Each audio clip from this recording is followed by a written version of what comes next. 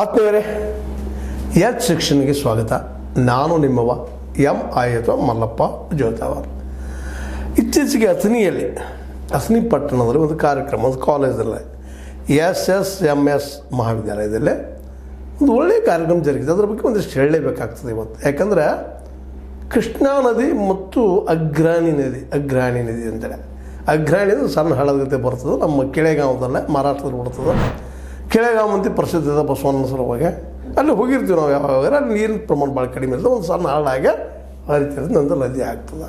ಅದು ಹೋಗಿ ಕೃಷ್ಣಕ್ಕೆ ಕೂಡ್ತದೆ.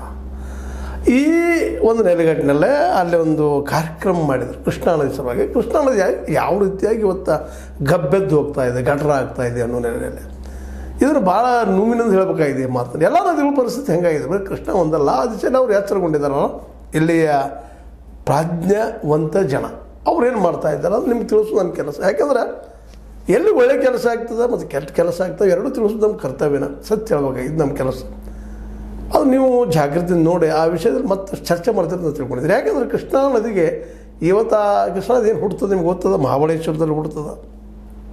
ಕೃಷ್ಣಾ ಕುಟುಂಬ ದೊಡ್ಡ ನದಿ, ಇದು ಭಾರತದಲ್ಲೇ 3ನೇ ದೊಡ್ಡ ನದಿ.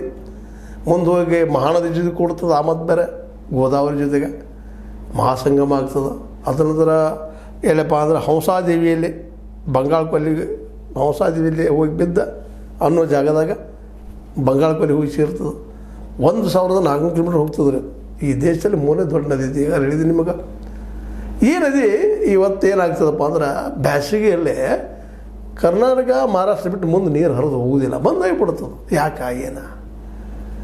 ಯಾಕಂದ್ರೆ ದೊಡ್ಡ ನದಿ ಇದು, ನೀರು ನಿರಂತರವಾಗಿ ಎಲ್ಲ ಕಡೆ ಹೋಗ್ಬೇಕಾಗಿದ್ದು. ಅಲ್ಲೆಲ್ಲ ಡ್ಯಾಮ್ಗಳು ಕಟ್ಟಿದ್ದಾರೆ, ಚೆಕ್ ಡ್ಯಾಮ್ಗಳು ಕಟ್ಟಿದ್ದಾರೆ, ಎಲ್ಲ ಮಾಡಿದ್ದಾರೆ. ಸಣ್ಣ ನದಿ ಅಲ್ಲ, ದೊಡ್ಡ ಡ್ಯಾಮ್ ಅದ, ಡ್ಯಾಮ್ಗಳು ಕಟ್ಟಿದ್ದಾರೆ, ದೊಡ್ಡ ನದಿ. ಆದರೆ ಇವುಗಳಿಗೆಲ್ಲ ನಾವು ಏನು ಮಾಡ್ತಾ ಇದ್ದೀವಿ ಅಂದ್ರೆ ಇಲ್ಲೇ ನಮ್ಮೆಲ್ಲ ಕಸಗಳನ್ನು ಹಾಕಿ ಈ ಅದ್ರಲ್ಲಿ ಶುಗರ್ ಫ್ಯಾಕ್ಟ್ರಿಗಳು ರೀ ಈ ಕೃಷ್ಣಾವದಲ್ಲಿ ಇವರು ಭಾಳ ಶುಗರ್ ಫ್ಯಾಕ್ಟ್ರಿ ಹಾಕೋದು, ಹೊಲಸು ನೀರಲ್ಲಿ ಅದಕ್ಕೆ ಬಿಟ್ಬಿಡೋದು. ಇಲ್ಲೂ ಗಣಪ್ರಭುದು ಹಂಗದ ರೀ. ಮತ್ತೆ ಯಾವ ನದಿಗೆ ಹೋಗ್ರಿ ಎಲ್ಲ ಕಡೆನೂ. ಶುಗರ್ ಫ್ಯಾಕ್ಟ್ರಿ ಮಂದಿ ದುಡ್ಡು ಸಾಕಷ್ಟು ಹೊಡ್ಕೊಳ್ತಾರೆ, ಲಾಸ್ ತೋರಿಸ್ತಾರೆ, ರೈತರು ಸರಿಯಾಗಿ ಬಿಲ್ಲು ಕೊಡುವಂಗಿಲ್ಲ ಈ ಮಂದಿ. ಅದ್ರ ನದಿ ಹೊಲಸು ಮಾಡೋದು, ಮತ್ತೆ ಹೊಲಸು ಮಾಡೋದು, ಅದನ್ನು ಅಗದಿ ಕೈ ಎತ್ತಿದ ಕೈ ಅವರು.